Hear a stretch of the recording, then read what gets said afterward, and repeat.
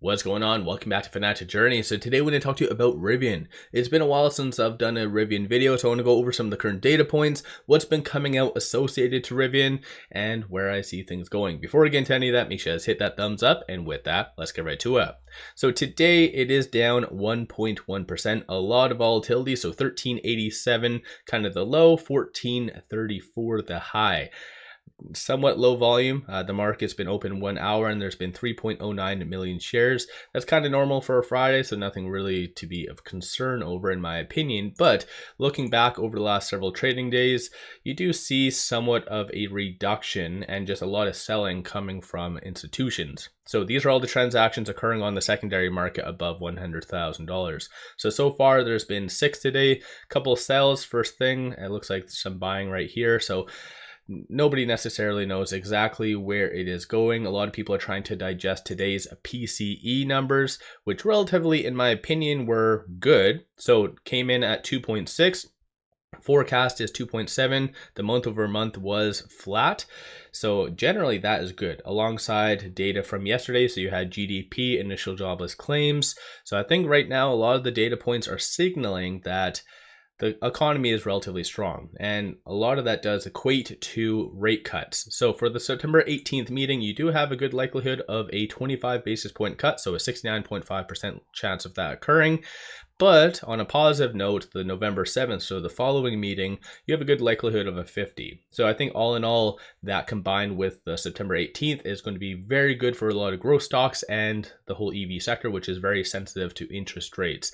As of late, there hasn't been all that much in news coming from Rivian, and based on my last video, it was kind of the same thing. So they did unveil their earnings on August the 6th. They actually just put this out today. Nothing really crazy, so no reason to go out and buy Rivian because of this news, but they're going to be obviously participating in the Goldman Sachs tech conference, and so that's going to be held on September the 9th at 8:50. So I think generally that is good. Whether they drop some new news or something like that, most likely not, but still at least that's getting their name out there and whatever else. Aside from that, they didn't do official news, but it was on social media. RJ even retweeted it. So they're starting a referral program. So I think generally that is good, but looking back at, for instance, when Lucid unveiled that, same goes for Tesla, it didn't really help. It's kind of a good secondary thing to have, but is this also a reason to go out and buy Rivian? Not so much. Based on my last video, a lot of the data points were signaling more of a further breakdown. So once again, keep that in mind. I'm going to compare and contrast and go over all that. But right now as well, the fear and greed index is under the greed category. So 62, meaning people's appetite for risk is on the table. So when it comes down to Rivian selling off, you have to realize that that is encumbering this as well. So potentially it could have been a lot worse is what I'm getting at. So starting off with some of the data points with shorts. So shorts are returning currently 27,000 shares, 16.91% of the free float is being shorted, works out to be 121.95 million shares overall are being shorted. Cost to borrow average 1.01, utilization 52.27, and then short score is 70.93. So even though there is a lot of shares being shorted and just a lot of the metrics though don't really validate a squeeze play. I've seen people talking about Rivian being a squeeze play and whatever else.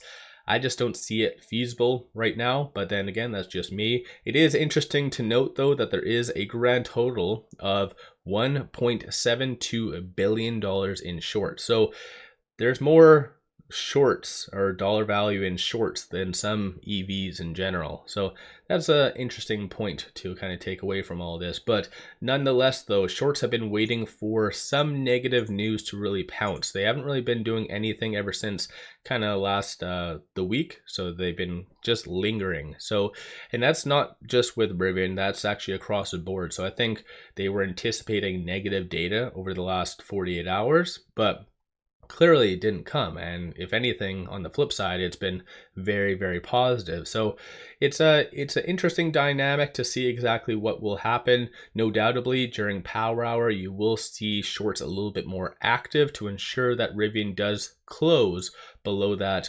$14 mark. So once again, kind of just watch for that. And that is obviously linked to options. So dollar value, 764,000 in calls, 431,000 in puts. Sentiment wise, 52% of all the options being done today are bearish.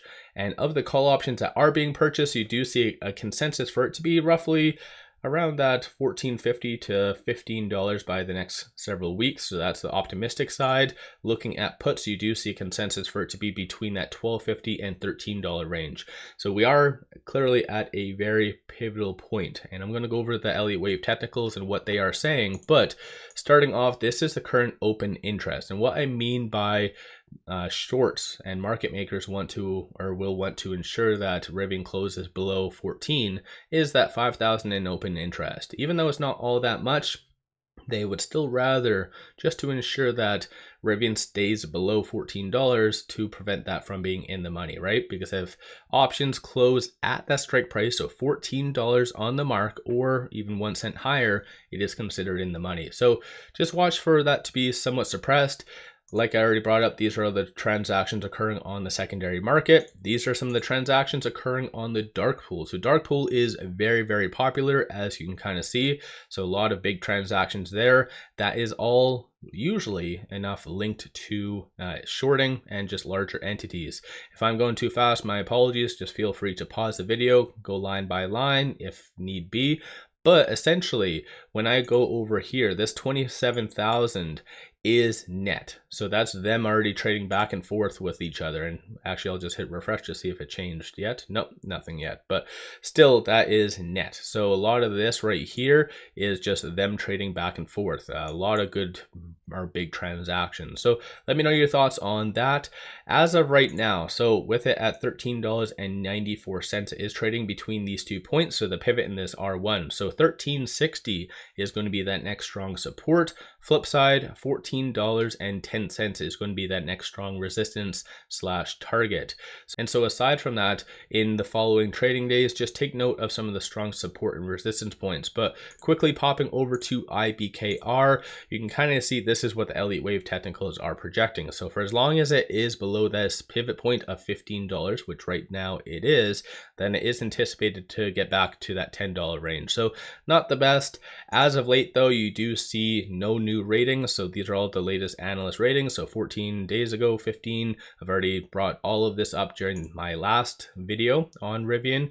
As well, you do see a little bit more on the positive side, a little bit more optimism for the earnings per share. So it did go from -91 to now -89 for the upcoming estimates for the Q3 earnings. So it does look like one bearish analyst did take a step back and kind of withdrew their estimate because it went from 18 to 17. But aside from that, and moving on to the actual chart itself for the short term, you do see it's kind of flirting with that 200-day moving average right now, still higher percentile of the Bollinger Band. Stochastic, you do see it at 63, so somewhat kind of in neutral territory. No defined trend right now. A number of retail investors have been getting in. So all in all, I feel like the technicals are somewhat stuck in limbo. Like I said, I think it is in a very key pivotal point right now. So if it does transition into the lower percentile, which is that pivot point right here, so if it does break below this, then yes, anticipate most likely based on all the data points for it to kind of be around that $10 to maybe $11 range in the short term. So a lot of volatility. You can even tell that based on a lot of the fib levels, very wide gaps. So just anticipate a lot of volatility in the foreseeable future. And shorts seem to be very much piggybacking off of just the lack of news coming out from Rivian, and this is why they've been lingering around. So let me know your thoughts on Rivian. Give yourself a shout out. Have you been buying? Have you been selling? What have you been doing with Rivian? One final thing, take advantage of this promo. Simply sign up for a new account, throw $100 at it. They give you 5 free stocks. Each stock is valued up to $2,000. So let me know your thoughts. Take advantage of that. And with all that, I appreciate all of you watching.